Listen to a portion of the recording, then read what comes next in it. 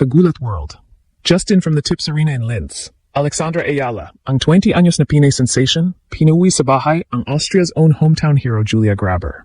Straight sets demolition 6-4, 6-3 sa kanyang clay debut sa Upper Austria Ladies Linz WTA 500. Unang laban, unang panalo sa clay this season. Unang hakbang sa European swing. At unang beses na tahimik ang buong Austrian crowd na umaasa sa kanilang flag-bearing favorite. Ginulat niya ang buong arena, ginulat niya ang tennis world. At ginulat niya tayong lahat na Pinoy na ngayon ay sumisigaw ng kagalakan mula Pilipinas hanggang Europe. Nakakagulat pero napakalinaw ng ipinakita ni Alex sa laban niya laban sa hometown hero na si Julia Grabher sa unang round ng Upper Austria Ladies Linz. Sa score na 6-4, 6-3, hindi lang basta nanalo ang Pinay sensation. Nagpakita siya ng isang mature at controlled na laro na parang hindi ito ang kanyang unang clay match ng season. Para sa isang 20 anyos na player na unang beses pa lang naglalaro ng clay ngayong taon, ang performance na ito ay isang malinaw na senyales na nagle-level up na talaga ang kanyang game sa international stage. Kung titignan ang laban mula sa tactical perspective, ang pinakamalaking difference sa pagitan ng dalawang players ay consistency. Halos pantay ang winners nina Alex at Grabher. 18 para kay Alex at 19 para kay Grabher. Pero ang tunay na nag-decide ng laban ay ang unforced errors. Si Grabher ay nagkaroon ng 29 errors habang si Alex ay nanatili lamang sa 20. Sa clay court tennis, kung saan mas mahaba ang rallies, napakahalaga ng ganitong discipline. Ipinakita ni Alex na kaya niyang mag-build ng points patiently habang hinihintay ang tamang pagkakataon para umatake. Malaki rin ang naging role ng serve ni Alex sa laban. Kahit halos pareho lamang ang first serve percentage nila ni Grabher, mas naging epektibo ang service games ng Pinay. Nanalo siya ng 68% ng kanyang first serve points at 58% ng second serve points.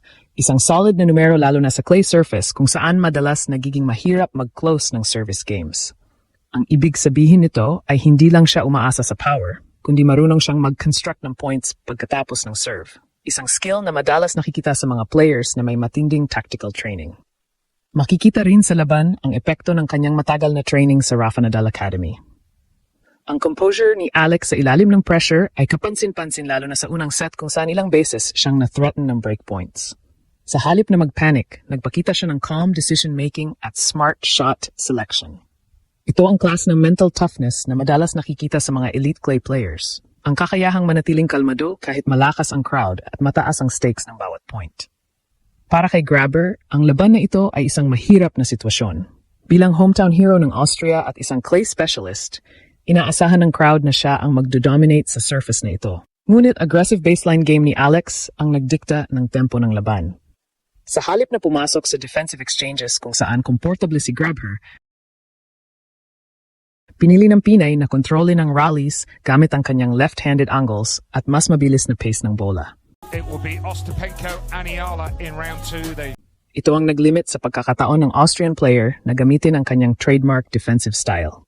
Ang panalong ito ay mahalaga hindi lamang dahil sa result, kundi dahil sa teaming nito. Ito ang unang clay victory ni Alex ngayong season at nagsisilbing confidence boost sa kanyang European clay swing. Ang ganitong klaseng win laban sa isang clay specialist sa kanyang sariling bansa ay nagbibigay ng mensahe sa buong WTA Tour na hindi na lamang siya isang promising talent. Isa na siyang tunay na threat sa iba't ibang surfaces. Ngayon ay naghihintay na ang mas malaking hamon para kay Alex sa susunod na round laban sa Jelena Ostapenko. Bilang isang Grand Slam champion at kilalang power hitter, ibang klase ang challenge na ihaharap ng Latvian star. Ngunit kung pagbabasehan ang ipinakitang composure, discipline at baseline control ni Alex laban kay Grabher, malinaw na may momentum siyang dala papasok sa matchup na ito. Sa kabuuan, ang panalo ni Alex sa Linz ay hindi lamang isang upset o magandang resulta. Ito ay isang malinaw na indikasyon na ang kanyang laro ay patuloy na nagmamature at nagiging mas kompleto. Kung magpapatuloy ang ganitong level ng composure at execution, posibleng mas marami pang sorpresa ang ihahatid ng Pinay star sa European clay swing ngayong taon. Center court, indoor red clay, 1 hour 42 minutes lang. Si Grabher, ang 29 anyos na clay court grinder at two-time WTA 125 champ, ay may home advantage at maingay na suporta. Pero si Alex, she came prepared like a woman who trained under Nadal's wing. Tingnan niyo ang official WTA numbers. Alex served at 60%, first serves compared to Grabher's 55%. She won 68% of those first serves at 58% of second serves, steady at 83 total service points played versus Grabher's 58. Winners? Halos pantay lang 18 para kay Alex, 19 kay Grabber. Pero unforced errors? Alex kept it lower at 20 habang si Grabber ay nagkamali ng 29 bases.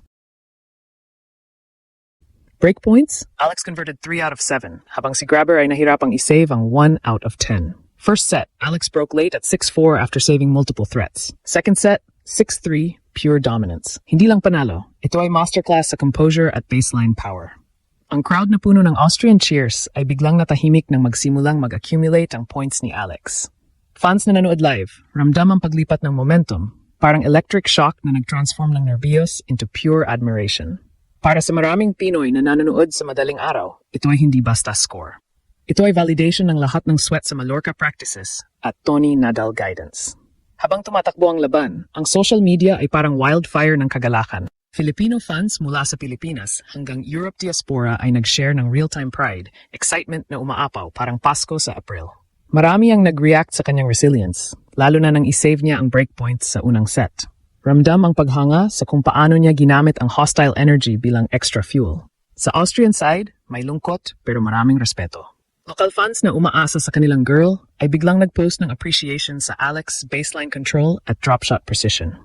Neutral observers, pure shock at she proved too much vibes. Ang Pinay na inaasahan nilang mahirapan sa clay ay nagdala ng fresh pace na walang sagot si Grabber. Para sa marami, ito ay higit pa sa tennis. Ito ay patriotic expression na buhay na buhay. Filipino fans sa arena pa nga nag-cheer ng pansit sa bahay style para kay Alex, turning the venue into mini Manila for a moment.